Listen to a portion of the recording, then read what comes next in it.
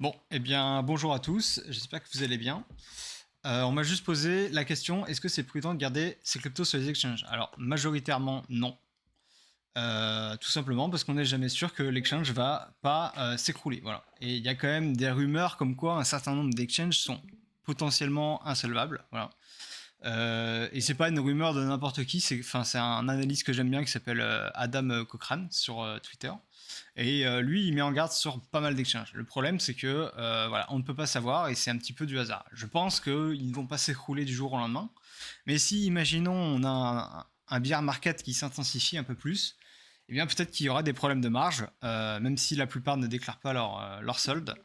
Écoutez, le plus simple, ça reste toujours. Alors, ça reste toujours de garder ça en sécurité. Alors, moi, c'est pas le captain et on évite de taguer le captain, donc je suis désolé, je supprime ton message parce qu'il faut pas taguer le captain. Moi, je suis pas le captain, je suis Fibo Starter. Alors, je supprime ton message juste parce que c'est le fait de notification qui est pas utile, hein. Je suis Fibo Starter, je suis un membre de la team de Captain Trading, mais je ne suis pas le captain. Je travaille essentiellement dans le Discord Pro pour répondre aux questions toute la journée. Voilà, avec le reste de l'équipe. Donc, tes cryptos, le mieux c'est de les garder sur un ledger, c'est vraiment le plus sécurisé parce que tu as plusieurs interfaces avec des sécurités, etc. Et c'est protégé par une puce, pareil que dans les cartes bleues. C'est-à-dire que même si quelqu'un te prend ton ledger en main, il ne peut rien en faire s'il n'a pas le code. Voilà. Alors, ce qui n'est pas forcément le cas d'autres wallets qui sont un peu moins sécurisés. Je sais pas, comme les SafePal, etc. Si quelqu'un vous prend le SafePal, eh ben, techniquement, si c'est un bon hacker, il devrait pouvoir réussir à récupérer. Voilà. Donc c'est pour ça que Ledger, pour l'instant, c'est le plus safe. Sinon, vous pouvez eh bien, stocker vos cryptos sur MetaMask, donc sur votre ordinateur, mais voilà, il y a un peu plus de risque de hack, hein, si vous faites des erreurs ou que quelqu'un avec votre PC, alors il faut qu'il trouve le mot de passe, etc. Je connais pas toutes les raisons. C'est pas non plus simple de se faire hacker son PC, hein, faut entre guillemets un petit peu le chercher, mais ça peut arriver. Voilà. Donc si vous faites des activités pas forcément safe sur votre PC, télécharger des trucs illégaux ou que sais-je, faites attention. Sinon, la deuxième solution que moi j'ai adoptée avant d'avoir un Ledger, c'est prendre un vieux téléphone. Voilà, vous le reset complètement, c'est-à-dire que vous ne vous servez plus de ce téléphone, même si l'écran cassé ou quoi, c'est pas grave. Eh bien, vous cassez tout, vous faites une refonte en mode usine, vous faites les mises à jour, et ensuite vous installez Trust Wallet, par exemple, ou un autre wallet, hein, comme vous voulez, et puis vous stockez vos cryptos dessus. Voilà. Et ensuite, ce téléphone, vous le rangez précieusement, et normalement, eh bien, ça diminue drastiquement les chances d'avoir des problèmes. Voilà. Et la deuxième application à mettre sur ce vieux téléphone, et ça je vous invite à le faire si vous avez un vieux téléphone, c'est garder un backup de votre pas Windows, Google Authentificator. Voilà. Donc il vaut mieux garder ça sur un backup de votre authentificateur parce que si jamais eh bien, vous perdez votre téléphone ou vous le volez ou quoi, eh bien bah, vous êtes mort quoi. Vous perdez votre authentificateur. Et ça c'est un vrai problème. Parce que vous pouvez plus vous connecter. Alors, sur pas mal d'endroits, vous pouvez les récupérer en faisant des demandes, etc. Mais ça peut prendre beaucoup de temps, c'est compliqué, et puis refaire une demande sur 15 sites, c'est extrêmement long et chiant. Voilà. Donc si vous avez un deuxième téléphone pour stocker votre Google Authentificator, c'est hautement recommandé. Voilà. Moi j'ai un téléphone caché qui ne sert qu'à ça. Voilà. Avec le Trust Wallet, mais maintenant je ne m'en sers plus, puisque j'utilise le Ledger. Voilà. Donc, d'une manière générale, sur les exchanges, tu dois garder uniquement ce dont tu te sers pour trader, ou un petit peu plus, mais pas beaucoup plus. Voilà. Donc maintenant, bah, on va faire un petit review rapide de. Attends, une seconde, j'ai des messages qui sonnent. 2 secondes.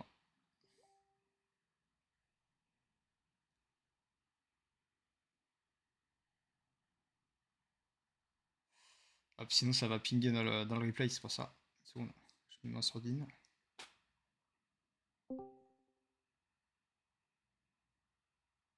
Hop, voilà.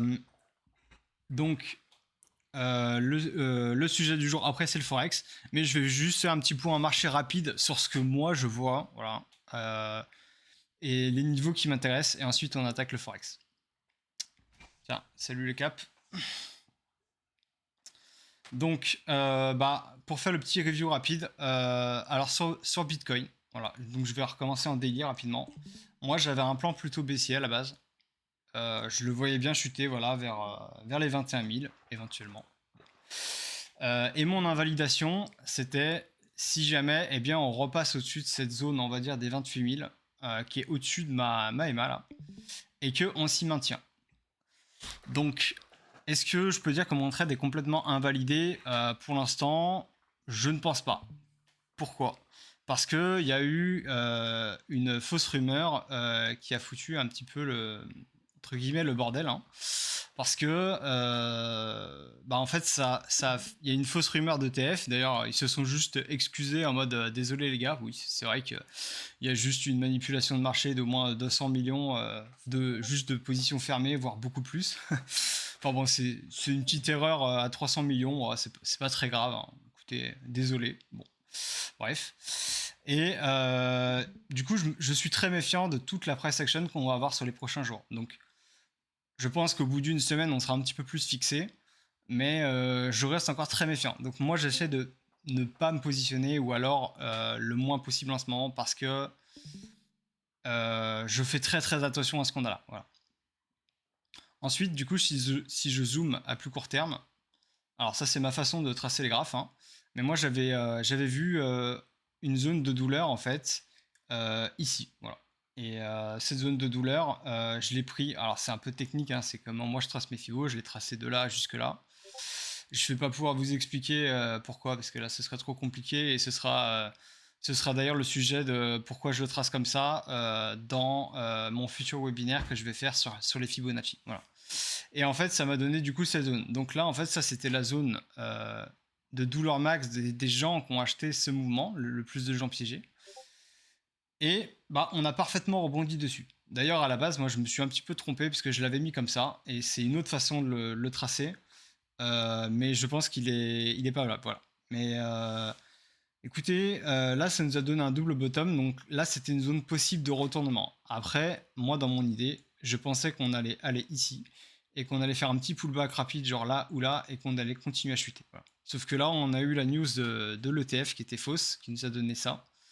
Et c'est pour ça que je suis extrêmement méfiant. Il n'empêche que moi, sur mon invalidation, c'était rangé au-dessus de cette zone. Donc pour l'instant, ça a l'air d'être le cas. Après, si je dézoome, ici, j'avais un premier cycle haussier qui se terminait ici. Voilà. Donc, les 29 250 en gros. Et ici, on a eu cette fausse bougie. Donc, moi, je ne compte pas cette bougie parce que ça, c'est une fausse bougie, c'est une fausse rumeur. Donc, pour moi, elle ne compte même pas en fait. Donc, il y a quand même un monde où on vient, on bute ici et on continue à chuter à nouveau. Et si c'est le cas, eh bien, je serai peut-être à nouveau baissier. Voilà. Je vais être très attentif à ça. Et si vraiment on vient repasser au-dessus des 29 250, je pense que je peux reprendre la thèse haussière. Et là, si on reprend la thèse haussière, eh bien, on peut avoir des belles choses. Voilà. Des belles choses, c'est-à-dire, je ne m'exclus pas d'aller aux 34 000, voire aux 40 000. Voilà. C'est une possibilité que je pense qui est envisageable. Après, pour le moment, pour moi, on est toujours baissier tant qu'on n'a pas cassé cette zone. Quoi. Et c'est pour ça que je serai très attentif à ce niveau-là. D'ailleurs, je peux même mettre une alerte, mais je pense que voilà, si on y va, ce sera très intéressant de voir ce qui se passe. Voilà. En gros, mon invalidation baissière, c'est si on passe au-dessus de ce niveau et qu'on le maintient. Voilà. Et là, je deviendrai à nouveau, pourquoi pas, très haussier. C'est tout simplement suivre la EMA du hasard, hein, la EMA 666, qui donne souvent des très bons signaux sur BTC.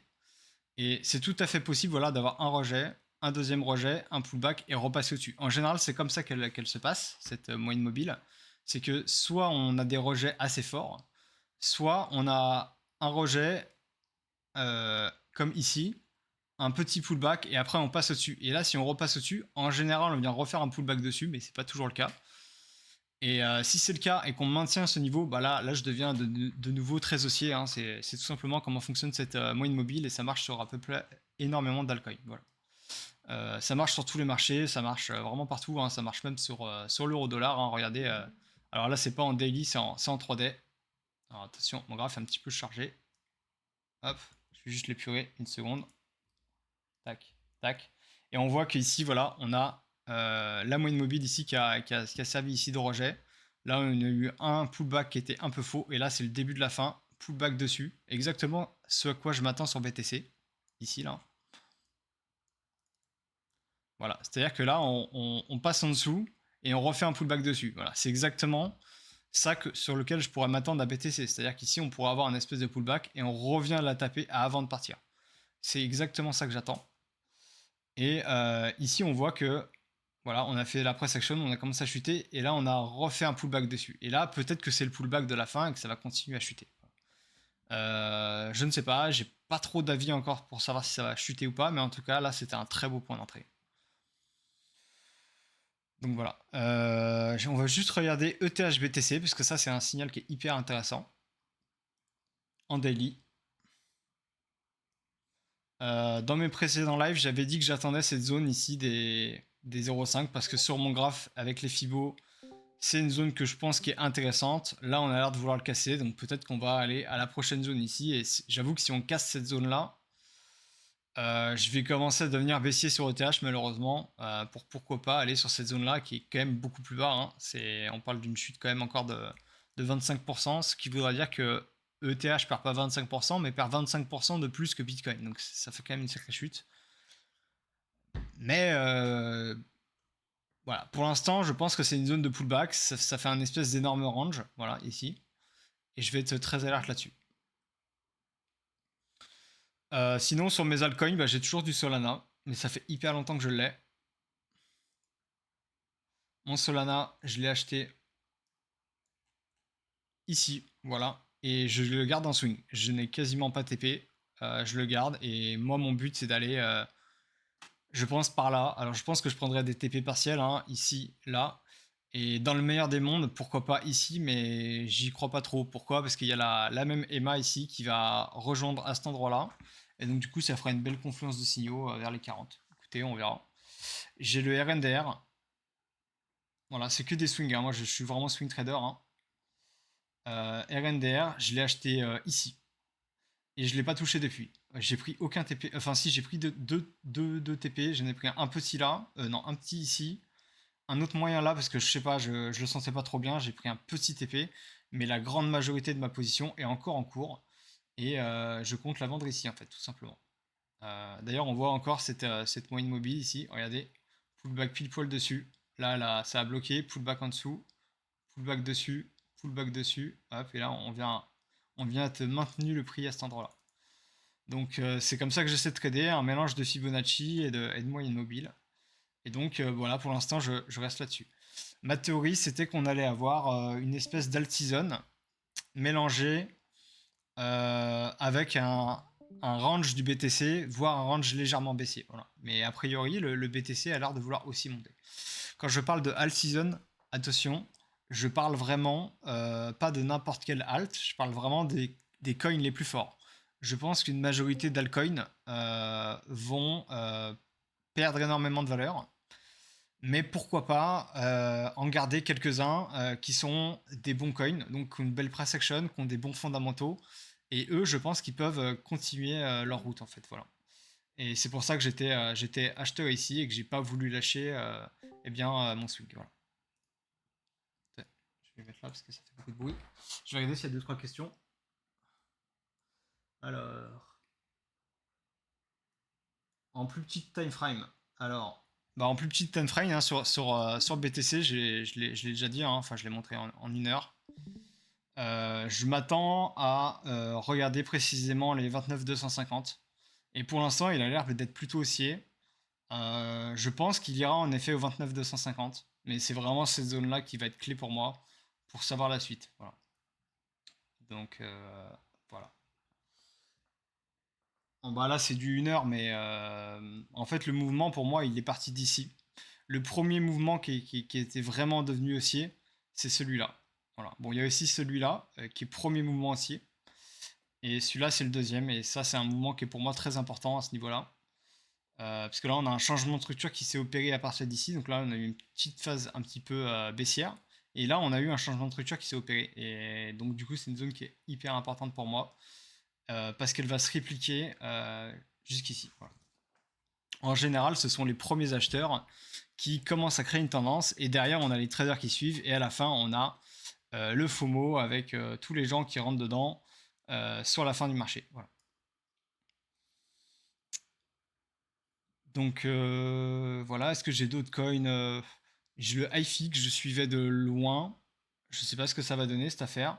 Mais voilà, quand on était à peu près ici, je me suis dit, ok, ça c'est un coin qui peut être intéressant. Et regardez, bah, j'ai fait mon tracé, je me suis dit, il va faire un truc comme ça. Voilà.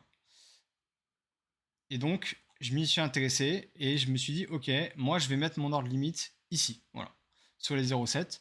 Comment est-ce que je trace ce Fibo? Donc je prends le bas du mouvement, soit le premier sommet là, et ça me donne ce Fibo. Alors là, on voit qu'on a un énorme excès de liquidité.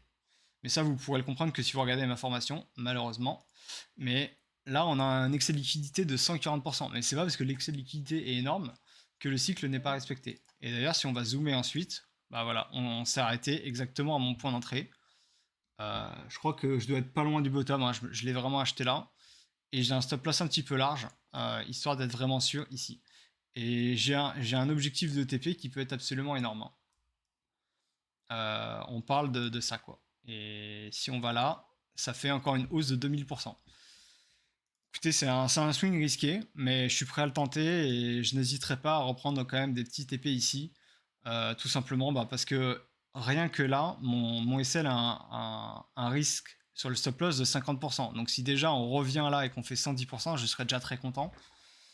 Mais si jamais on commence à casser à la hausse, là je serais intéressé par aller éventuellement beaucoup plus haut. Mais chaque chose en son temps.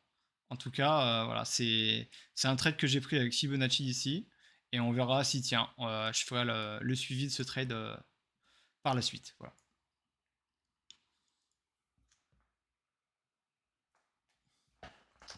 Je ne réponds pas à les questions sur combien je me suis fait depuis le début. Ça, c'est personnel. Voilà.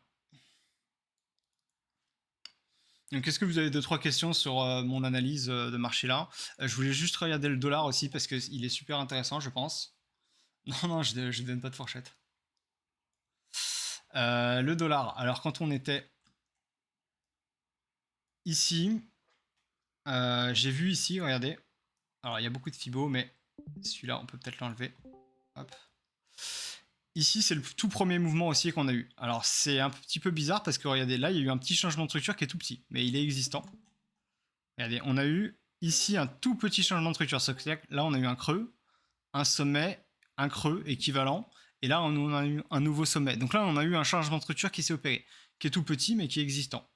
Et donc, je me suis amusé à prendre mon Fibo, le bas, le haut, et potentiellement aller chercher cette zone. Et cette zone, c'est pas n'importe quelle zone. On parle de ma zone qui fonctionne depuis 2021 et qui nous a donné pour moi ce top ici. Voilà. Donc là, on a eu un petit excès dessus. Et donc ici, on a une convergence entre ce premier mouvement haussier et du coup, ce mouvement-là qui est beaucoup plus long terme en fait. Et les deux, ils arrivent exactement là. Donc, je me suis dit, il y a une probabilité qui est correcte qu'on a ici. Voilà. Et je l'ai vraiment tracé il y a longtemps. Et je vois que pour l'instant, il suit parfaitement la zone. Regardez, les clôtures sont quasiment à cet endroit-là. En daily, peut-être même en 3D, c'est parfait. Je sais pas. Voilà, en 3D, on est en dessous. Donc, je vais très très bien surveiller cet endroit-là parce que ça pourrait être un endroit, quand on est ici, qui pourrait amener à un retournement haussier sur les marchés à risque et pourquoi pas les cryptos aussi. Voilà. On peut faire un petit coup d'œil aussi sur le Nasdaq, pardon, sur le S&P 500. Pourquoi est-ce qu'on les regarde? Encore une fois, c'est parce qu'il y a des corrélations et que les actifs à risque seront forcément corrélés aux indices. Voilà. Donc là, si jamais le dollar continue à monter, je pense qu'on aura encore un dernier pullback. Et si on a ce pullback par rapport à mon mapping, ça pourrait être par exemple sur cet endroit des 0,6 ou des 0,666 à cet endroit-là. Et si on a un pullback ici, ce serait une très très belle zone de pullback pour pourquoi pas aller chercher les fameux plus hauts dont parlait le Captain et auquel je pense qu'il y a une possibilité qu'on fasse un pullback ici et pourquoi pas qu'on aille chercher ce plus haut après, hein. Je pense que c'est envisageable.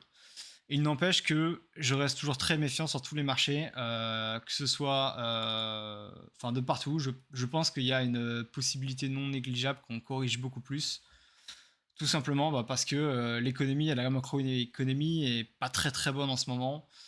Entre les taux d'intérêt qui explosent, l'inflation qui arrive.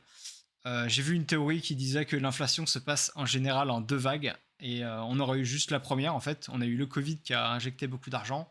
La première vague d'inflation, une accalmie et pourquoi pas une deuxième vague d'inflation. Donc ça pourrait nous amener à pourquoi pas une nouvelle chute. Voilà. Donc là, ça va être assez intéressant de suivre tout ça. Voilà. Donc voilà, je pense qu'on va passer au thème du Forex. Euh, alors pour l'instant, non, je traite pas encore l'or et l'US Oil. Mais je vais très bientôt m'y mettre, je pense. Parce que c'est des actifs qui sont intéressants. Pourquoi? Parce que c'est des actifs liquides et moi, bah, j'adore les actifs liquides, quoi.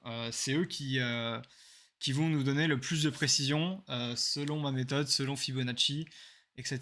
Parce que moins l'actif est liquide et plus on va avoir des grosses mèches. C'est-à-dire que là, par exemple, alors, on a eu une mèche ici qui est passée en dessous de mon niveau. Bon, c'est un peu rare, mais sur Bitcoin, c'est vraiment fréquent. Regardez, des mèches comme ça c'est un marché pas très liquide et assez émotionnel. Vous voyez, ça n'arrive pas quand on a énormément de liquidités. Enfin, ça peut arriver, mais c'est jamais aussi grand. Voilà.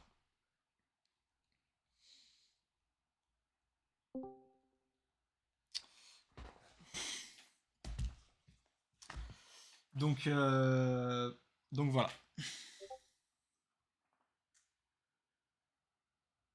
Ouais, mais bah, je sais, hein, tu sais, je m'en sers de partout. Alors, j'ai pas trop regardé sur l'or, etc. Mais voilà. En tout cas, tu vois, par exemple, avec ma méthode, il y en a un que j'ai vraiment dans le viseur là.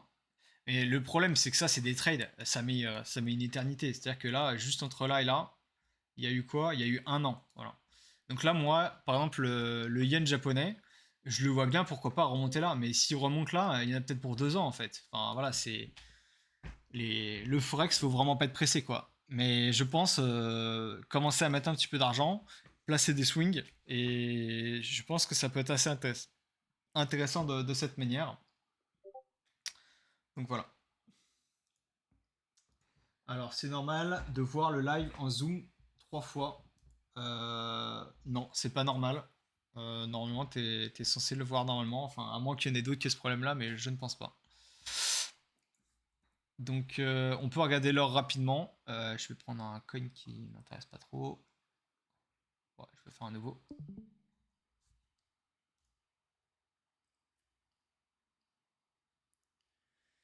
Allez.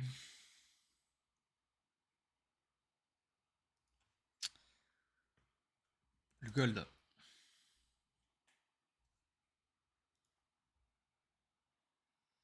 Alors, le gold. Oui, j'ai déjà tracé dessus. Euh, Bon, le problème, c'est que là, on voit plus grand-chose. En tout cas, bah, attendez, je vais passer en daily. Je vais supprimer les graphes et on les remettra après.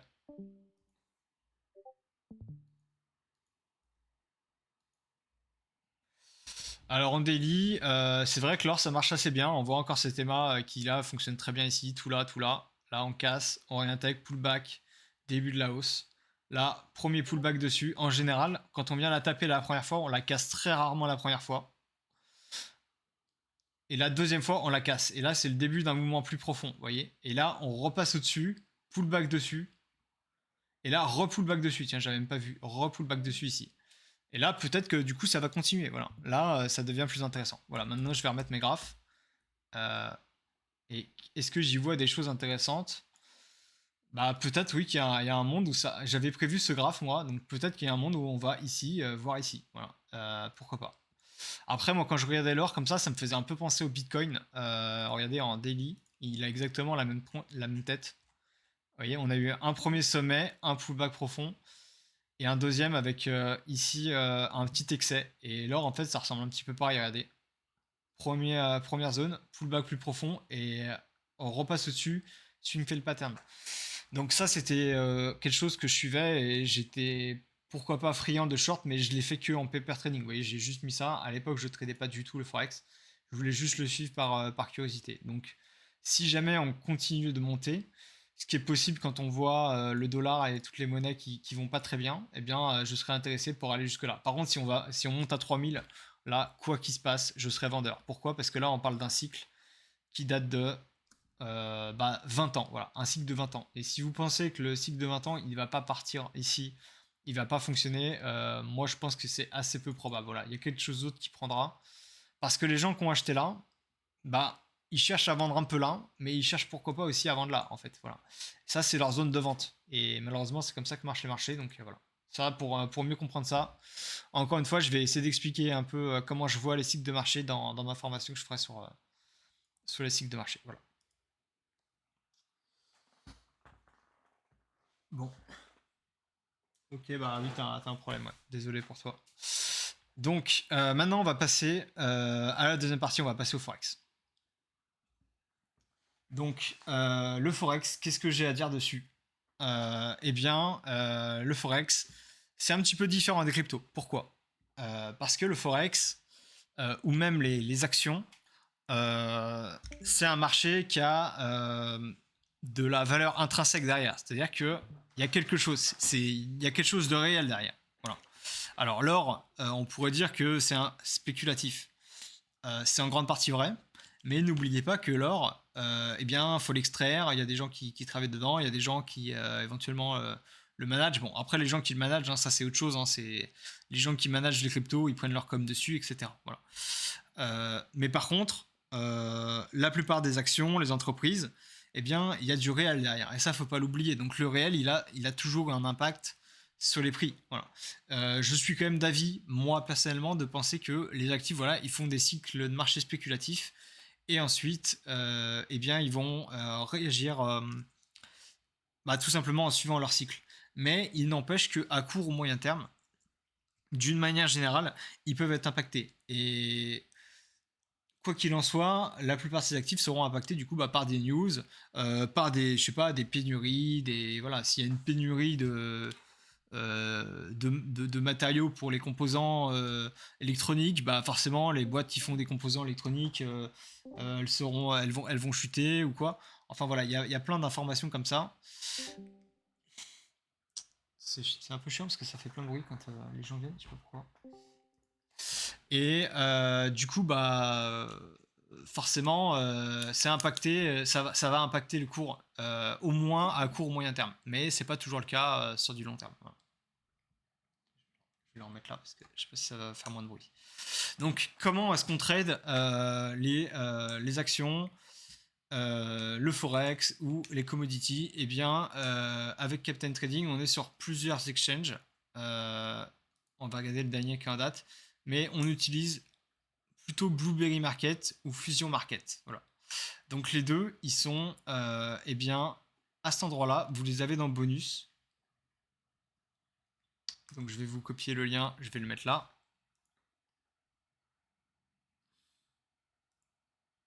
Je sais pas pourquoi ça rame, je pense que c'est MT4 qui fait bugger.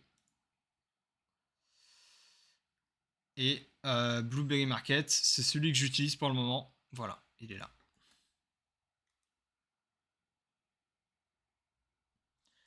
Donc ça c'est le lien d'affiliation du Captain. Je crois qu'il vous donne un petit bonus, mais je suis pas sûr. Le bonus c'est peut-être que sur Fusion. Voilà, je ne vais pas non plus trop m'avancer. Parce que j'ai un doute sur les bonus. On en saura plus quand BBS viendra la semaine prochaine, il est plus au courant. Et donc en fait, Blueberry Market, c'est un exchange un peu différemment, un peu différent. En fait, pour trader sur ces plateformes, on est obligé de passer par du coup ces brokers, mais on ne peut pas trader directement dessus comme c'est le cas avec Bybit, BitGet, Binance ou tout ce que vous voulez en fait. Voilà. Eux, ils ont su faire de l'innovation, mais sur les anciennes plateformes, ça marche pas comme ça. On peut pas tout simplement venir et trader directement sur l'exchange, c'est pas possible. Voilà. On est obligé de passer par une autre plateforme, et cette plateforme, c'est MetaTrader 4 ou MetaTrader 5. Voilà. Donc, si vous créez un compte sur l'exchange, eh bien, vous pourrez instantanément, du coup, utiliser MetaTrader 4 ou MetaTrader 5. Ils vont même vous le proposer en interne. Alors moi, je me suis pas posé de questions. J'ai pris le 5 tout simplement parce que je me dis qu'il est plus récent. Donc j'ai pas de raison de prendre une version plus ancienne. Voilà. Mais les deux sont utilisés. C'est-à-dire que le MetaTrader 4 a aussi d'autres avantages que je ne connais pas car je ne maîtrise pas parfaitement le Forex, encore une fois. C'est vraiment de l'initiation que je vais faire ici. Et le but de MetaTrader 5, du coup, bah, ça va ressembler à ça. C'est vraiment pas très beau. Voilà, nous on dit que ça ressemble un peu à Windows 98. Voilà. Mais c'est là-dessus qu'on doit trader en fait. Et même pour trader dessus, c'est compliqué. Voilà, donc faut le savoir. Malheureusement, c'est beaucoup plus compliqué que de trader sur les cryptos, mais il y a des façons de l'optimiser. Voilà. Et la première façon de l'optimiser, malheureusement, c'est aussi une option qui est payante. Voilà, c'est le trade assistant. Donc il faut l'acheter. On ne peut pas l'avoir gratuitement. Et sans ça, c'est beaucoup plus compliqué de prendre des trades et c'est aussi plus risqué. Voilà. Donc quand on a le trade assistant, donc c'est ça qui est donc l'option payante. Vous pouvez le paramétrer sur votre compte et ensuite vous pouvez prendre tout simplement des positions bien plus facilement. Donc là, les marchés sont fermés, donc je ne peux pas vous montrer en live, mais je peux quand même vous montrer brièvement comment ça marche. Donc là, par exemple, on va poser une ligne, voilà, et là, il va nous proposer un trade, voilà, qu'on va avoir là. Hop. Donc là, on va avoir notre trade qui est proposé. Donc si on est long, on se met comme ça, et si on veut être short, on l'inverse. Voilà. Et on va préparer notre trade. Alors, je sais pas pourquoi le mien ne marche pas. Va falloir que je le répare. Mais dans la théorie, en fait, on peut appuyer sur calcul du lot. Et là, en fait, ça va griser la case lot ici. Et normalement, quand on baisse, eh bien, le prix s'ajuste. C'est-à-dire que moi, là, j'ai une marge de 500 euros. Moi, c'est en euros. Donc, si vous voulez trader en euros, mettez bien votre compte en euros au début. Et si vous voulez trader en dollars, bien en dollars, parce qu'après, vous ne pourrez pas changer. Alors, c'est pas très grave parce qu'on ne parle pas de paires. Là, ce ne sont pas des futurs, ce sont des CFD. Donc, je connais pas encore toutes les différences entre CFD et les futurs. Mais j'ai cru comprendre en tout cas qu'un des changements majeurs, c'est que sur les futurs, en fait, on trade avec une paire. Donc si par exemple on veut trader USDT, BTC, eh bien il faut avoir de l'USDT. Alors que sur les CFD, eh bien on parle de marge. C'est-à-dire qu'on va prendre un trade et à la fin, le PNL, il va être ajouté ou soustrait à la marge. Voilà. Donc on n'est pas obligé de trader en paire. C'est-à-dire qu'on peut très bien avoir un solde en euros, parier de l'euro, du dollar contre du yen, par exemple. Et à la fin du trade, eh bien, ça va nous rajouter le PNL qu'on a gagné dans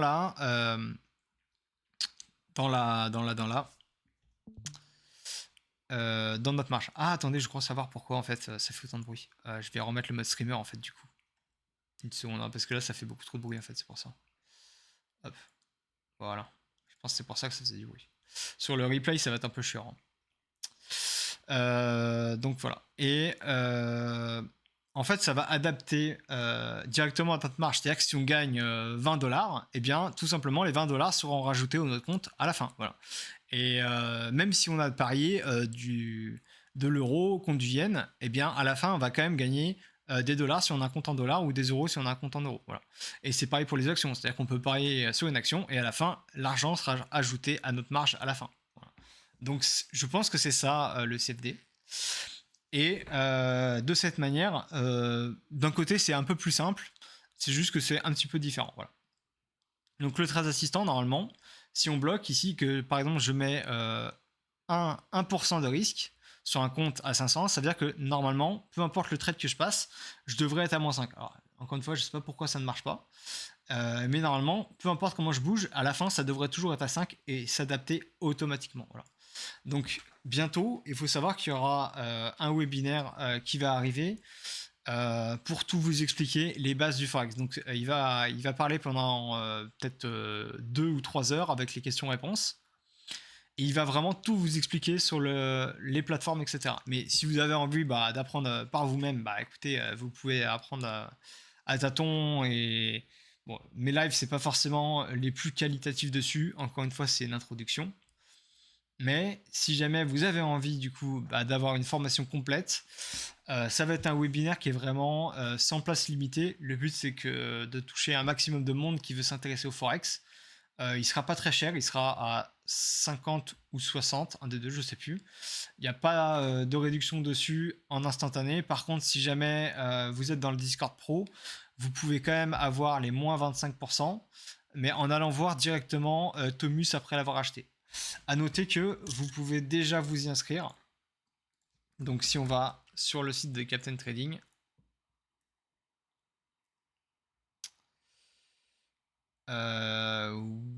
webinaire 2023-2024. Donc là, il y a le mien. Et là, Forex niveau 1. Donc ensuite, il y aura Forex niveau 2, mais Forex niveau 1, il est là.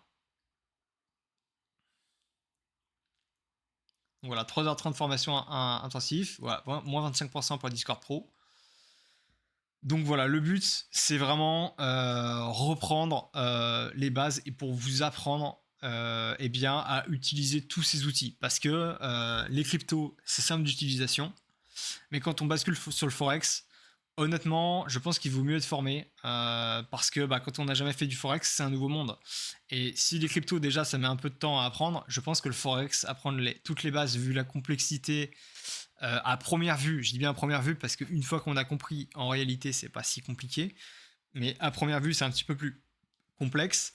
Et donc, à ce niveau-là, c'est plutôt intéressant. Donc voilà, comment basculer sur les marchés traditionnels, les outils, les brokers et tout ce qu'il faut savoir, et les bases d'une stratégie sur le Forex. Donc je pense qu'il va aussi vous apprendre tout ce qui est... j'ai perdu le mot, les corrélations entre les actifs. Donc voilà, il faut comprendre que, comme je l'ai dit au début, les actifs, eh bien, ils sont plus ou moins corrélés entre eux. Donc c'est-à-dire que s'il y a le pétrole qui monte, eh bien, ça peut faire baisser, par exemple, certains pays, voilà, ou certains produits qui produisent du pétrole, ça va faire monter leur monnaie. Enfin voilà, il y a plein d'interactions comme ça qui est utile de connaître. Et ça, il va vous en parler là-dedans.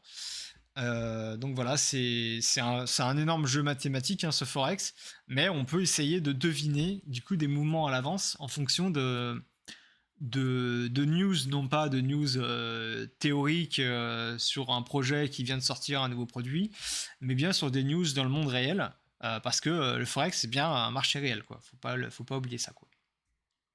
Donc il va évidemment vous apprendre à utiliser MT4, MT5 beaucoup mieux que moi, voilà, parce que voilà, lui c'est un trader confirmé sur le Forex depuis un certain temps.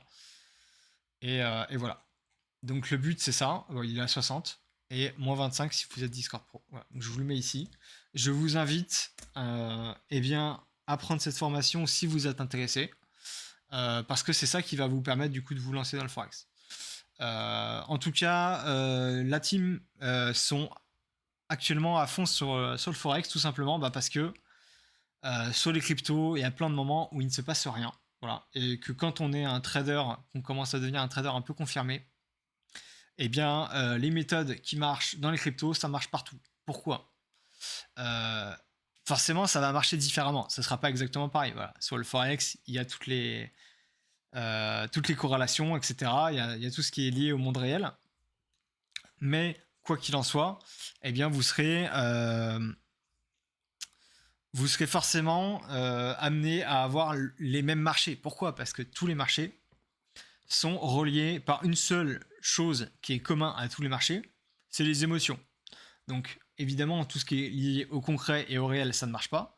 Mais sur tous les marchés, on a la même chose. On a des premières vagues d'acheteurs, des gens qui suivent le mouvement pour espérer revendre plus cher, et à la fin, eh bien, des gens qui achètent parce que ça monte. Voilà. Et ça, on ne changera pas le monde, on ne changera pas l'humain. C'est comme ça que fonctionne le cerveau.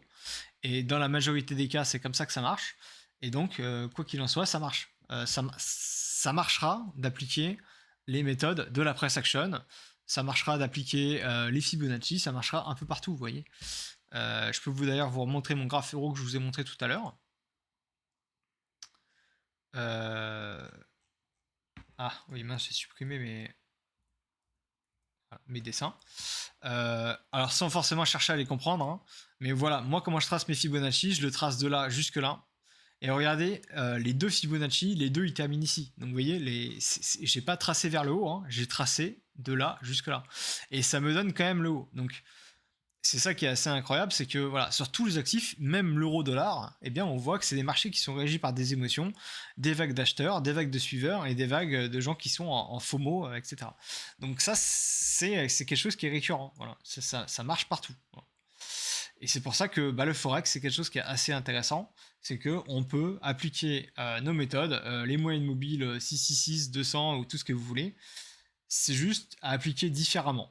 Mais ça marche aussi. Voilà. Et donc, quand les marchés crypto sont mous, qu'on est en bear market et qu'il se passe rien, genre en vérité, depuis ici, il s'est quasiment rien passé sur les cryptos. Quoi. C'est-à-dire que depuis le bottom et là, on a 100%. Alors vous allez me dire, oui, c'est beaucoup, mais à l'échelle des cryptos, c'est pas énorme. Voilà. Là, on a du 500%, 550%.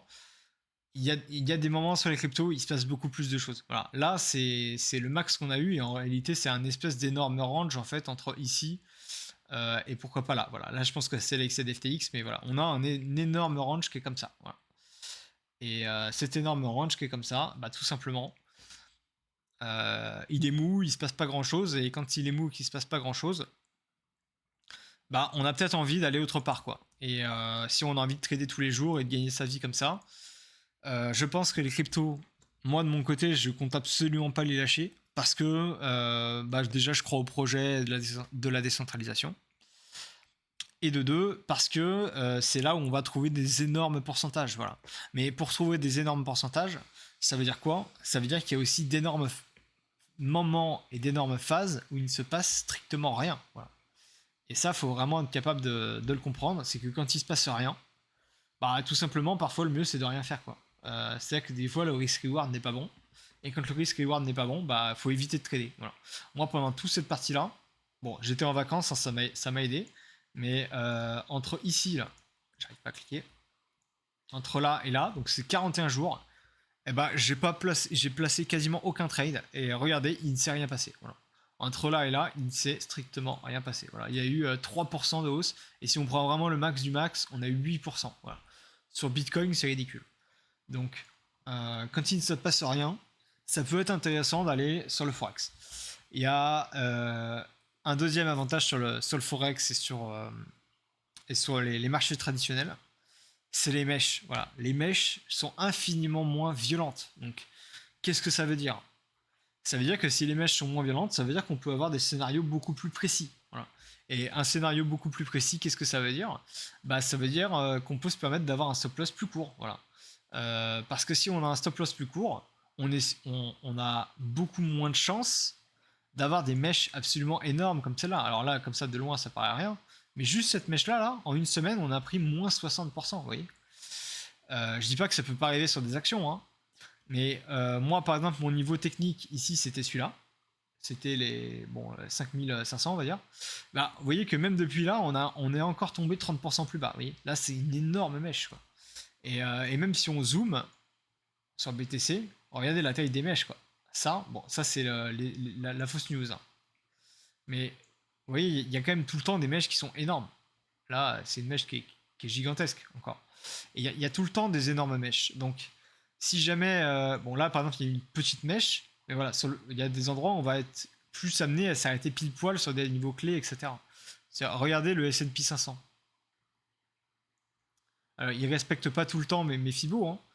Mais en tout cas, qu'est-ce qu'on voit là? On voit que là, il s'arrête vraiment pile poil dessus, quoi. C'est d'une précision incroyable, même si là, il y a eu encore une petite mèche qui était un petit peu plus violente. Mais on parle quand même vraiment d'une énorme précision. Et ça, du coup, en tant que trader, si on aime bien la précision, c'est vraiment beaucoup plus agréable parce que ça nous permet d'avoir des risk-reward infiniment plus gros. Et voilà, même si on se met en 5 minutes, bah, on n'a pas des mèches délirantes, vous voyez. Il y a quand même des mèches, hein, il y a de la volatilité, mais on n'a pas une mèche, voilà, qui vient, qui descend jusque là et qui remonte. Voilà. Et ça, on a ça sur les cryptos. Donc ça, faut vraiment en avoir conscience, c'est que le fait d'avoir un marché plus liquide, c'est aussi plus avantageux pour avoir plus de précision. Et plus de précision, ça veut aussi dire donc du coup un meilleur risk-reward. Ouais. Si on met un short ici, je sais pas, voilà là, je le fais au hasard, hein, et qu'on met un stop loss, voilà par exemple ici, bah là ça passe. Mais sur les cryptos, pour prendre ce même short, eh bien on aurait peut-être dû le mettre ici, vous voyez. Et là on passe d'un risk-reward de 1,7 à 3. Bon, là, c'est vraiment purement fictif et après coup, hein, c'est facile. Mais c'est juste pour vous dire que, voilà, qui dit stop loss plus court, dit aussi, forcément, eh bien, risk-reward plus intéressant. Et à ce niveau-là, c'est là que le Forex m'intéresse beaucoup plus. C'est que c'est un marché où je sais plus il y a combien de trillions de marché de volume tous les jours, mais le fait d'avoir énormément de volume, eh bien, ça fait qu'il y a beaucoup moins de mèches parce que des gens qui veulent faire un swing fail pattern, par exemple, ça va souvent être, je pense, des gros acteurs qui veulent s'amuser à aller chercher les creux sous les endroits, etc., comme on a l'habitude d'un Bitcoin. Hein. Voilà, des grosses mèches comme ça qui viennent juste absorber la liquidité avant de repartir. Eh bien, c'est forcément beaucoup plus difficile de le faire dans un marché extrêmement liquide. Pourquoi? Parce que pour faire un mouvement comme ça, qui est un mouvement entre guillemets un petit peu manipulé, hein, on force l'achat pour chercher eh bien, tout simplement d'autres acheteurs qui disent ah tiens ça a breakout, etc. Eh bien ça les oblige quand même à acheter. Donc s'ils achètent et qu'il y a des grosses mains qui sont ici en train d'essayer de vendre, eh bien ils vont être obligés d'acheter le top. Donc ils n'ont pas envie de faire ça. Donc je pense qu'ils sont beaucoup plus méfiants de le faire sur un marché hautement liquide parce que ceux qui voudraient faire de la manipulation de marché sont eux-mêmes hautement à risque à ce moment-là. Parce que si jamais ils se mettent à acheter le top et que derrière le prix commence à chuter et qu'ils ne peuvent pas vendre, eh bien ils peuvent perdre très très lourd. Voilà. Donc ça c'est aussi l'avantage du Forex, vraiment, c'est d'avoir plus de précision et beaucoup moins de manipulation de marché et donc beaucoup moins de mèches. Et donc, encore une fois, un meilleur risk-reward. Donc à ce niveau-là, je ne peux pas dire que le Forex soit pas intéressant en tant que trader de price action. Voilà. Donc est-ce que j'ai des questions? Je vais regarder s'il y a des questions. Il n'y a pas de questions, ça va. Enfin, si vous en avez, hein, vous pouvez les écrire maintenant. Donc voilà, pour trader, il faut télécharger, il faut aller sur Blueberry Market, il faut créer un compte, il faut faire l'espèce de KYC dessus. Ensuite, je vous recommande d'utiliser le Trade Assistant parce que c'est infiniment plus simple. Malheureusement, ça coûte 120$ parce que c'est 100$ plus 20% de taxes. Il y a je vais dire une rumeur parce que je sais pas à quel point c'est vrai ou si c'est permanent, mais je sais que si vous êtes patient, vous pouvez l'avoir à 50. Il y a des promos peut-être de temps en temps, mais est-ce que vous avez envie d'attendre? Ça, c'est à vous de voir. Est-ce que vous avez envie de vous y mettre tout de suite ou pas? Voilà. Encore une fois, ce que j'ai dit, je crois que je l'ai dit avant d'enregistrer, mais vous pouvez également utiliser, alors là c'est MT5, donc c'est celui-là, hein, MT5 c'est ici, depuis le téléphone. Et depuis le téléphone, il semblerait que ce soit de meilleure qualité pour placer des ordres. Voilà, parce que en fait, si on veut placer un ordre, comme ça de base, en vrai, je sais même pas le faire. Voilà. Parce qu'il n'y a pas d'outil pour placer des ordres en fait. Donc je dis pas que c'est impossible, mais c'est beaucoup plus compliqué. Et c'est pour ça qu'on est un peu obligé d'utiliser le trade assistant. En plus, on peut faire des TP partiels, etc. Et si on modifie la taille de position en plein milieu du trade, eh bien, il va automatiquement réduire ou ajuster la taille de position. Donc franchement, c'est un outil qui est vraiment bien fait. Et je pense que l'ami BBS, il en parlera beaucoup mieux que moi. Mais c'est vraiment quelque chose qui va vous permettre de trader sur le Forex. Ou les indices. À noter que vous pouvez, si vous avez peur, eh bien faire un compte démo. Voilà. Et le compte démo, j'ai pas envie de montrer mon nom. Mais en fait, là, vous avez le compte live. Et juste ici, vous avez Blueberry Market démo. Voilà. Donc, si vous avez peur de vous y mettre, c'est compréhensible. Eh bien, vous pouvez utiliser le compte démo pour vous entraîner à trader. Voilà. Donc, ça, c'est complètement possible et ça a cet avantage-là. Voilà, est-ce que vous avez des questions? En un trade, il est payé. En fait, l'avantage, visiblement, c'est que la méthode BBS, elle marche très bien parce que c'est un pattern qui fonctionne assez souvent, en fait. Et quel est ce pattern? Je vais vous expliquer en gros ce qu'il faut savoir. Alors, moi, je suis pas un trader d'order block, etc. de base, mais j'ai à peu près compris ce qu'il veut dire. En fait, il y a des zones... il y a des zones où il y a énormément de traders qui sont rentrés. Par exemple, après cette chute, eh bien ici il va y avoir un pullback technique. Pourquoi? Parce que à partir d'ici, les grosses mains, ou du moins le marché, moi j'aime pas trop dire les grosses mains parce que ça fait un peu manipulation, mais on va dire le marché a besoin de trouver des nouveaux acheteurs pour continuer à aller plus bas. Et regardez qu'est-ce qu'il a fait. Hop, là on est descendu. À partir d'ici, le marché a un petit peu respiré pour retrouver des nouveaux acheteurs et après on a eu une deuxième vague de vente. Voilà. Donc là, il y a des gens qui sont piégés à cet endroit-là. Donc là, ça va être une zone qui est technique. Et le marché en général fait en sorte de revenir chercher une zone auquel des traders ont été piégés. Voilà. Et ça va être souvent le cas. Alors ici, j'ai pas vraiment l'exemple concret de la méthode BBS, hein, mais en fait, l'idée, ça va vraiment aller de revenir sur une zone où des traders ont été piégés pour tout simplement activer leur stop loss et repartir sans eux. Voilà. Donc voilà, c'est assez cruel, hein, c'est le monde de la finance, mais c'est globalement comme ça que ça marche. Et la méthode BBS, si j'ai bien compris, va se baser eh bien, tout simplement sur ces zones-là qui sont des zones techniques auxquelles les gens sont piégés. Donc en général, eh bien, le prix va chercher son entrée dans un endroit très précis. On utilise la price action, on attend un changement de tendance, on attend un pullback, et une fois qu'on l'a, on rentre avec un stop loss très court. Voilà. Parce que normalement, si le marché fait bien son affaire, il ne repasse pas au-dessus. Et une fois qu'on a eu eh bien, ce changement, eh bien, on a d'autres zones qui sont intéressantes par la suite. Voilà. Et c'est comme ça que trade BBS, c'est-à-dire qu'il va vraiment chercher, lui il fait ça plutôt en scalping voire intraday, il va vraiment chercher des zones où des gens sont piégés et auxquels le marché va être intéressé plus ou moins par revenir sur cette zone ou dans le coin. Voilà. Et il a des risk rewards qui sont énormes. C'est-à-dire que voilà, c'est pas parce que on va dire que le marché par exemple du gold il bouge beaucoup moins. Hein. Bon là il a fait 5%, mais c'est pas mal. Hein, et oui, c'est une belle augmentation. Hein. Pour le Forex, il a fait 9%, c'est beaucoup.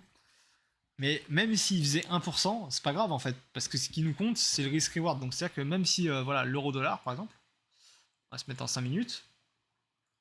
Désolé pour les couleurs, hein. Mais voilà, si par exemple on veut jouer, je sais pas, juste ce mouvement-là, bon, il y a 0,4%. Mais en fait, on s'en fout puisqu'on joue de risk reward. Alors, forcément, si on joue avec un gros levier, parce qu'il y a besoin de levier pour faire ça, eh bien, ça va coûter plus cher, c'est vrai. Mais imaginons, voilà, vous avez ce trade-là. Bah là, vous avez un risk reward de 9. En fait, c'est absolument énorme. C'est-à-dire que dans les cryptos, c'est pas tout le temps que pour du scalping, on a du 9. Pourquoi? Bah parce que à cet endroit-là, on va juste avoir la mèche qui descend juste ici, prendre votre stop loss et qui part. Voilà.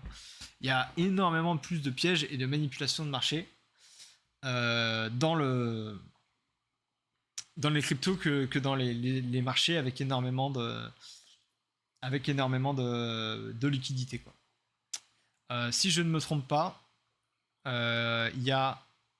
Ah, je crois que je l'ai... Attendez, je vais le rechercher là. Il y a BBS qui nous a montré un plan récent là. Où est-ce qu'il nous a mis ça? Voilà, il fait ce genre de plan, voilà, BBS. Bon là, il est pas loin du stop loss, mais il a dû rentrer ici ou là. Stop loss très précis, donc j'imagine que c'est juste en dessous de ça. Et regardez, on n'est jamais passé en dessous. Voilà. Alors que sur les cryptos, je pense que vous pouvez être sûr que la mèche, elle arrive jusqu'ici, quoi. Enfin, c'est presque sûr, quoi. Et là, en fait, avec cette entrée-là, parce que ça, c'est dans sa méthode, avec des critères très précis, eh bien, il a un énorme risk reward. Je pense qu'on est à au moins 7 à l'œil, hein, au moins 7. Voilà. Dans les cryptos, vous n'avez pas souvent ça. Et regardez la précision de son trade. Il rentre dans cette zone-là, et regardez son TP, quoi. Il est parfait, quoi. Ce qu'il nous a montré 8 de R sur ce trade. Voilà. C'est vraiment ce genre de trade qu'il va proposer, et sa méthode, elle permet vraiment d'exploiter ça. Et là, on parle là, c'est de l'intraday. Hein, le trade a duré peut-être un peu plus d'une journée, une journée et demie, je dirais à l'œil. Entre là et là, il y a un jour. Donc oui, une journée et demie, voilà. Donc c'est vraiment du plus ou moins du court terme. Alors je sais que ça peut aussi marcher à plus long terme, mais l'avantage de faire du plus court terme, si ça fonctionne, dans les cryptos, c'est encore une fois un peu plus compliqué parce qu'il y a souvent des horribles mèches. Mais sur le Forex, il y a plus de liquidité et donc il y a moins de mèches. On peut se permettre du coup de prendre ces trades plus court terme parce que même si c'est moins précis que du long terme, ça reste relativement précis. Et donc quand on a une technique qui marche, il y a juste à l'appliquer en boucle en fait et en profiter quoi. En fait, quand on parle de faire ses bilans, en fait, c'est ça et de faire ses statistiques, c'est prendre une méthode, la faire en boucle et à la fin, on sait notre risk reward et on sait que par exemple, on va gagner 40% des fois. Bon, c'est pas grave, on gagne que 40% des fois, mais si sur les 40% des fois, on gagne 8 fois la mise, ça fait que on a à peu près en gros une chance sur deux de rater. Mais si ça réussit, on gagne 8 fois la mise. Je vous laisse faire les maths, c'est extrêmement rentable. C'est-à-dire qu'en moyenne, à chaque fois qu'on parie, on multiplie le solde par 4. Donc de cette manière-là, eh bien, on peut faire d'énormes performances en Forex. Voilà. Et c'est pour ça que vraiment moi, que j'ai envie de m'y mettre. C'est tout simplement pour la précision en fait, des graphiques. Et la précision des graphiques, pour moi, c'est quelque chose qui vaut quand même de l'or. Parce que moi qui trade avec les Fibos et les cycles, même moi qui trade pas la méthode BBS, même si je pense que je vais l'observer quand même parce que ça a l'air de bien marcher, eh bien en tradant tout simplement, même avec les cycles et les Fibonacci, eh bien, on a énormément plus de précision, et plus de précision ça veut dire moins de mèches, et donc pour moi c'est royal quoi. Donc à ce niveau là c'est vraiment ça qui va m'intéresser quoi. Donc voilà. Est-ce que vous avez des questions?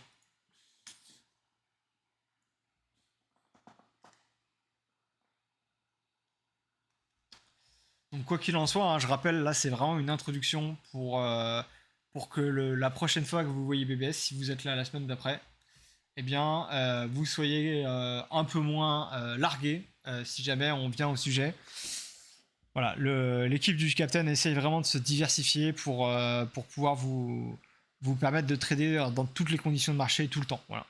Et aussi un autre avantage du Forex qui est vraiment extrêmement non négligeable, c'est que sur les cryptos, tout est corrélé au BTC. Enfin, tout. Évidemment, on peut toujours avoir un altcoin qui part de son côté. Mais on va dire la majorité des actifs sont corrélés entre eux. Alors, des fois, ils sont juste corrélés au ETH. Mais bon, même ETH, il est corrélé au BTC.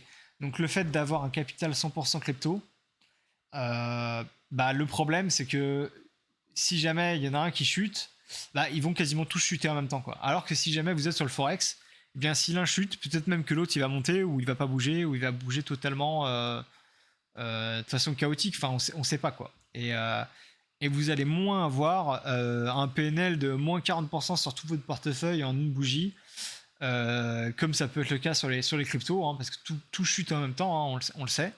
Alors que sur le Forex, si on perd notre trade sur un actif, eh bien, on n'a pas à être inquiété d'un autre, tout simplement parce que d'une manière générale, les actifs ils sont contre un autre en fait, et alors que la plupart des cryptos sont contre le dollar en fait. Donc contre le dollar, en fait, tout est lié au BTC, grosso modo. Quand sur le Forex, chaque paire est liée à sa propre paire. Donc un coup on est en dollars, un coup on est en yen, un coup on est en euros. Ou les commodities, je sais pas, ou le pétrole ou n'importe quoi, en fait, chacun a son propre cours. Alors forcément, ils vont être plus ou moins impactés par, je sais pas, le dollar ou le monde réel ou quoi, mais vous n'allez pas avoir tous les actifs qui vont baisser en même temps. En général, il y en a un qui monte et un qui descend, et c'est comme ça que vous pouvez vous, entre guillemets, optimiser votre portefeuille pour réduire le risque global. Voilà. D'ailleurs, cette histoire de réduire le risque global et avoir un portefeuille optimisé, ça va être également le sujet du webinaire fait par... qu'est-ce qu'il est fait par Road to Saiyan, donc qui est un gestionnaire de hedge fund qui manage, alors je sais plus combien, mais c'est plusieurs centaines de millions d'euros. Donc là, on commence à parler de quelqu'un qui commence un petit peu à peser là-dedans, voilà, qui est un expert qui travaille pour Stake Capital. Et en fait, lui, eh bien, alors c'est un expert extrêmement technique. Donc la mission maintenant, ça va être de réussir à vulgariser ça, mais je vais voir pour essayer, pourquoi pas, de l'aider, ou faire aussi avec le reste de la team pour l'aider et rendre ça plus digeste, parce que voilà, il parle comme un expert très technique. Et le but, ça va être de vous aider à faire un portefeuille du coup efficient, et avoir justement moins de corrélation dans vos actifs. Parce que si vous avez tout sur les cryptos, par exemple, eh bien vous pouvez être amené à perdre une grande quantité d'argent si le Bitcoin il chute, ou imaginons si le Bitcoin est interdit par les gouvernements, eh bien à ce moment-là, bah, toutes les cryptos vont chuter et là vous allez avoir une énorme perte. Voilà. Donc le but c'est d'avoir un actif qui monte et un actif qui baisse, par exemple en corrélation. Alors forcément on va moins gagner, mais si on fait bien ses choix, on peut moins gagner, mais plus longtemps, quoi. Voilà, c'est aussi ça, créer un portefeuille, c'est avoir une approche un peu plus spécialisée. Donc pour revenir sur les webinaires, donc là en fait vous avez le niveau 1. Le niveau 1 c'est vraiment accès pour tout le monde. Le but c'est vraiment de vous aider à prendre en main le Forex. Vraiment c'est le mode débutant, prix accessible pour tout le monde. C'est de la formation vraiment basique pour vous permettre de mettre un pied dedans. Voilà. Mais si vous n'avez pas les bases, bah, tout simplement, vous ne pouvez pas trader. Voilà. Si vous ne savez pas placer un ordre limite, vous ne pouvez pas trader. Bah, Sol Forex, c'est pareil. Et le but, c'est vraiment que ce soit accessible à tout le monde. Et ensuite, le deuxième, c'est le niveau 2, donc Order Flow niveau 2. Alors, celui-là va coûter plus cher, voilà. Il est à 200 dollars, 200 euros, je crois. Voilà, 200 euros. Tout simplement parce que là, il va expliquer dans celui-là sa propre méthode. Voilà. Donc c'est la méthode que je vous ai brièvement expliquée, hein, voilà, qu'il utilise. Il attend un certain nombre de signaux, donc c'est du clé en main. Hein. Vraiment, la méthode, c'est il dit il se passe ça, il se passe ça, il se passe ça. Je rentre ici, je mets mon stop loss là et je sors là. Donc en fait, vraiment, c'est suivre une leçon. Enfin, c'est vous suivez bêtement sa méthode, c'est du clé en main et de cette manière-là, eh bien, vous pouvez du coup utiliser sa stratégie qui fonctionne sur le Forex jusqu'à maintenant. Voilà. Et je peux vous dire que BBS, alors j'ai pas accès à ses comptes, mais je pense que il se met pas mal avec sa méthode. C'est une méthode qui lui permet d'avoir des risk-reward de 7, 8, 9, 10. Il a quelque chose comme entre 30 et 40% de win rate. Bah, c'est-à-dire qu'à chaque fois qu'il place un trade, même s'il a une chance sur 3 de réussite, bah, s'il a 8 ou 9 de risk reward, bah, en fait il va gagner 9 fois sa mise. Donc c'est-à-dire qu'il peut en rater 3 pour être à break-even. Mais vu qu'il en rate 1 sur 3, bah, a priori il est extrêmement profitable sur cette méthode. Et on a même un membre du Discord Pro que je ne citerai pas, qui a complètement lui aussi arrêté les cryptos, qui était trader perdant sur les cryptos. Il est passé à la méthode BBS sur le Forex et depuis, eh bien, il revit sa vie de trader puisqu'il est à nouveau rentable. Voilà. Donc voilà, c'est à vous de voir. Je pense que c'est un investissement raisonnable pour du clé en main. Et si jamais bah, vous avez envie de vous mettre à cette méthode, alors voilà, la méthode c'est à base d'order block. Il y a plus ou moins des fibos, enfin voilà, c'est rechercher un certain retracement de 50%, quelque chose comme ça. Et après, c'est vraiment suivre des points de liquidité. Voilà. Sa méthode est basée sur la liquidité. On vient chercher des zones, on vient aussi chercher des traders piégés, et puis on vient prendre des TP sur une prochaine zone. Voilà. C'est vraiment très simple. Et de cette façon-là, bah, il est visiblement extrêmement profitable. Voilà. Est-ce que vous avez du coup des questions? Je pense que j'ai un peu fait le tour.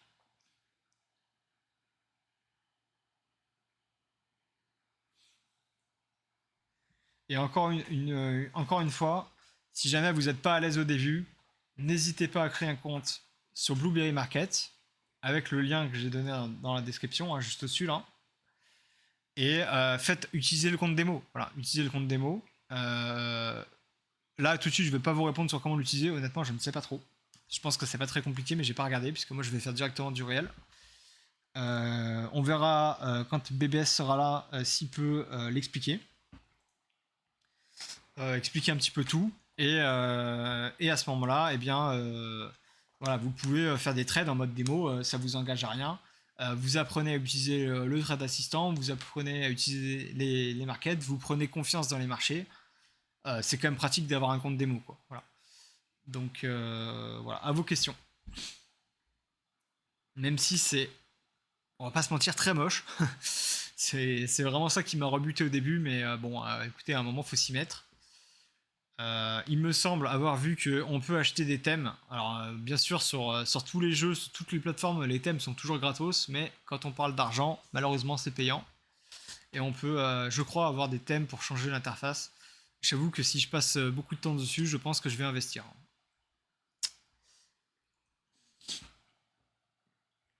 Moi, j'avoue que j'aime bien quand c'est beau. Quoi qu'on dise, l'interface Bybit ou autre, c'est quand même. Enfin, moi, je trouve ça vachement stylé, quoi. Et les interfaces de la DeFi aussi, c'est tellement épuré, c'est propre, quoi. Enfin, je sais pas, quand on regarde une plateforme comme. Même comme Uniswap, etc. Enfin, c'est tellement propre et épuré. Moi, j'adore là, les interfaces comme ça. C'est super, quoi.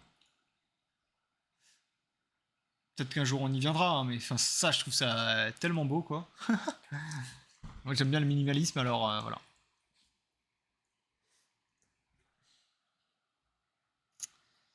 Donc, en tout cas, voilà, à vos questions, moi, j'ai terminé la présentation.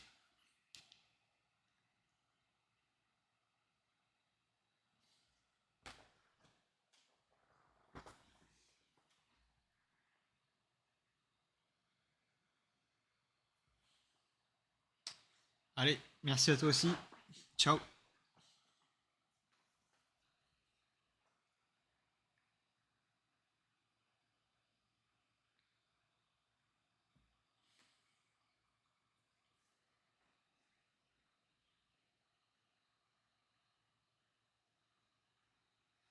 Bon, bah, s'il n'y a pas de questions. Ah, si les questions arrivent.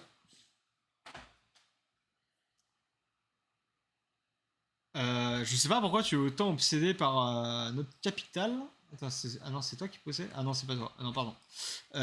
Écoutez, ça, c'est personnel. Je sais pas pourquoi vous me demandez le capital. Ça, c'est lié à vous. La question, c'est combien vous voulez risquer, quoi. Après, si vous voulez avoir un risque management agressif de 5%, en vrai, rien ne vous l'empêche. C'est juste que, d'une manière générale, c'est beaucoup plus risqué. Est-ce que votre mental et votre émotion va tenir? Ça, c'est une autre question. Et il y a même des statistiques qui montrent que si vous utilisez un risk-reward trop important, eh bien, vous êtes même perdant à long terme. Donc voilà, il y a plein de notions à prendre en compte, mais là, je peux pas te répondre sur quel est le pourcentage du capital j'utilise pour trade. Enfin,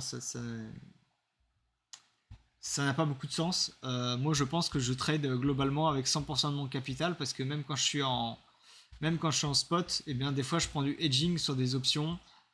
Enfin voilà, c'est. Est-ce que tu peux appeler du coup l'investissement long terme comme du trade? Je sais pas. Je fais bien la distinction évidemment entre le trading et l'investissement, mais même sur mon bag investissement, j'y mets un petit peu de trading. Donc voilà, c'est compliqué de te répondre là. Ça, c'est vraiment lié à toi. Est-ce que tu es prêt à risquer, à perdre si tu es un très bon trader, tu même pas besoin de faire d'investissement. Enfin voilà, tu vois, t'as même des bons traders qui sont mauvais en investissement. Enfin, y a pas de réponse à ça en fait.